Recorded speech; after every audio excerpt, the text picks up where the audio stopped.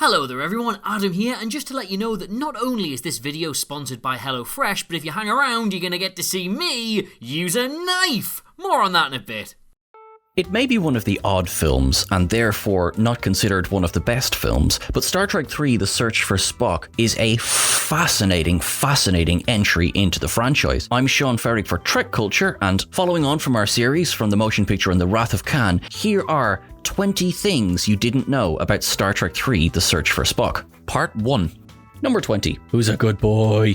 Commander Krug is above all things a lover of wildlife. He shows this by attempting to give one of the giant microbes on the Genesis planet a hug, only for it to swiftly try and kill him. However, his faithful dog remains by his side for most of the film. While it's unclear if Fifi Rebozo, as the model was named by the crew, was meant to be a targ, it was definitely meant to be the captain's mascot. It was, and was always intended to be, a disgusting creature. The mouth was operated by spring-loaded jaws, with Ken Ralston's hand working the mechanics. 3 other operators were hidden from view to move the rest of the model. Clumps of torn wigs were stuck to it using spray adhesive, while it was sprayed down with water just before filming to give it a slimier, more menacing feel. One part of the model that specifically did not move were the ears. The crew felt that it would make this fearsome animal cute and opted to leave them static. Even the dead Fifi had the last laugh though. A separate corpse model was created for its rather pathetic death scene, but Ralston opted to simply use the same model again. Rebozo may not have been pretty, but he sure did get his screen time.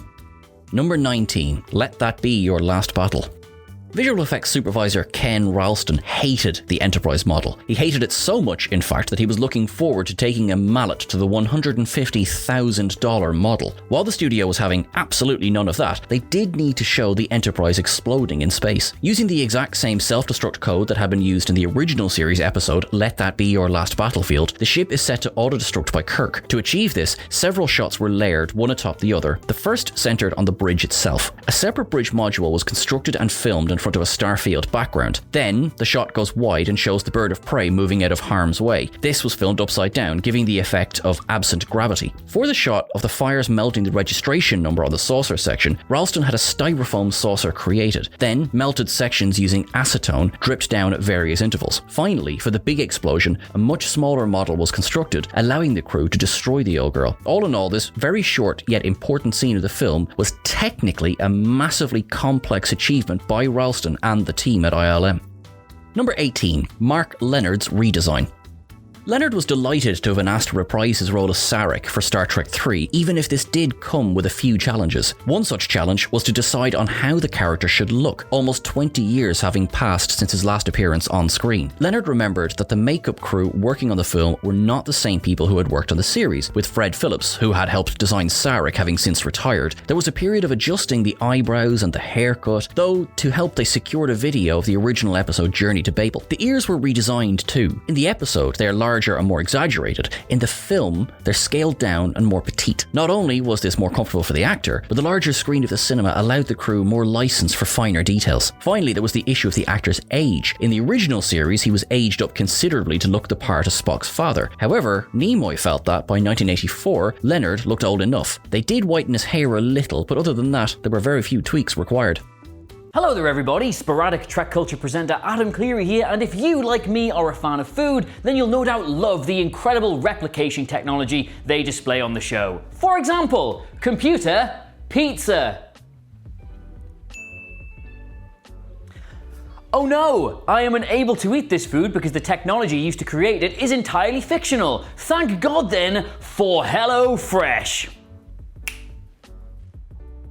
Right, so HelloFresh is America's #1 meal kit. They ship fresh, pre-proportioned ingredients and seasonal recipes right to your door. It's easy, it's fun, it's affordable, and as you're about to see from these gorgeous soft focus shots of me making dinner myself, totally worth it. Now, when my flat isn't wall-to-wall Playboy bunnies and high street honeys, I do actually live alone, so I end up either wasting quite a lot of food or making an enormous batch and having to use it all up. But HelloFresh is pre-proportioned, and generously I might add, so there's less prep and way less waste. They all come with detailed recipe cards to make them incredibly simple to cook. They have amazing vegetarian options, and this, their aromatic beef pilaf, I knocked together in all of 20 minutes. And was delicious. That there is the look of a man having one of the best working lunches of his entire life. I can personally attest to how easy it is to getting into a recipe rut when you cook a lot, so HelloFresh having a huge selection of recipes to choose from every week is, and I don't like throwing this term around willy-nilly, genuinely game-changing for me. And even if you're watching what you're eating, trying to feed an entire family, or getting on a new diet, they're gonna have plenty of stuff that works for you too. But why should I have all the fun, eh? Go to HelloFresh.com and use code TrekCulture16 for up to 16 free meals and 3 surprise gifts. We genuinely do not work with brands here unless it's something we've personally used ourselves and honestly think you guys might like as well. And I've really enjoyed these kits, so check out the offer and give it a go yourself. I am supremely confident you won't regret it. Anyway, back to the video. Number 17. Why did you leave him on Genesis? Mark Lenard's return to Star Trek, though having appeared in the motion picture as the Klingon commander, was something that appeared in Harv Bennett's earliest story ideas for The Search for Spock. In his treatment entitled Return to Genesis, Sarek and Kirk meet early in the film, but on Vulcan rather than Earth. Here, we learn that Sarek has been elected Prime Minister of a planet that is racked with chaos. The news of the Genesis device has deeply shaken Vulcan, with many young Vulcans fearing the power that Starfleet now wields. As they see it, they are facing galactic Armageddon, and many are revisiting the teachings of the old ways, i.e. the teachings that led to the birth of the Romulan Empire. The conversation in which the audience learns about the existence of Spock's Katra is still present in this version, yet Sarek displays far more hostility and anger towards Kirk. He maintains that as Spock's closest friend, Kirk should have been aware of this. As the Enterprise leaves for Genesis, Sarek warns them that he may not be in power when they return. Number 16. SAAVIK gets a new look. Robin Curtis became the new face of Lieutenant SAAVIK for the character's second outing in Star Trek 3. Kirstie Alley originated the role in the previous film with a performance that was far more prone to emotional outbursts than Curtis would end up becoming. While Nicholas Meyer and Alley molded SAAVIK in The Wrath of Khan, it fell to Curtis and Nimoy to create this new version of the character. Financial issues prevented Alley from returning, though there have been variations on that story. All parties seem to agree that initially Alley would return. This led to a larger part for SAAVIK in the script. Then Alley's agent requested a fee that was out of budget. Nimoy did lament the loss of Alley in his autobiography, I Am Spock, but the number being sought was more than what DeForest Kelley was being paid. Enter Robin Curtis. Curtis's arrival allowed Nimoy to rework the character. While it was Meyer who had dropped any references to SAAVIK's half-Romulan heritage in The Wrath of Khan, Nimoy and Curtis deliberately chose to increase her stoicism for this outing. Gone was the single tear by Spock's coffin. Number 15. Sulu gets shafted by Styles.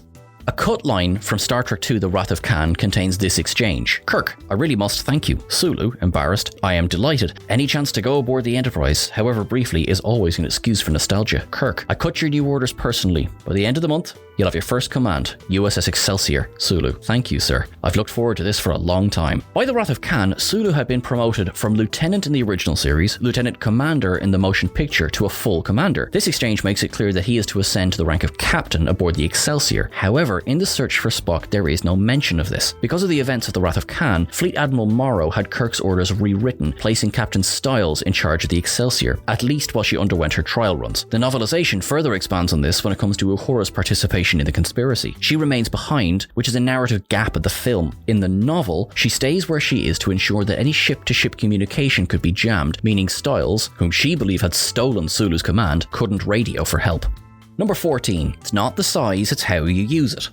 Model maker William George submitted his version of a new Federation starship for Star Trek 3. He based his designs on his idea of what the Enterprise would look like had the Japanese designed it. The result was something both sleeker yet angular. Leonard Nimoy approved this design. Filming the model was a small challenge for ILM, who needed to shoot the ship at different levels with different lighting exposures. This meant that while they could stitch several passes together, it would have been too big of a nightmare to align the lighting. Therefore, 8 beauty shots were required. Star Trek fans will know that half of the fun in revealing a new ship is the long, slow pans over the exterior. This was, in fact, a deliberate tactic to make filming the model easier. The Excelsior was always described as being larger than the Enterprise, but in actuality, the filming model was 12 inches shorter. As the ship was not going to be in as much of the film as the Enterprise, the crew didn't have any reason to create a model as large and complex as that of the Enterprise.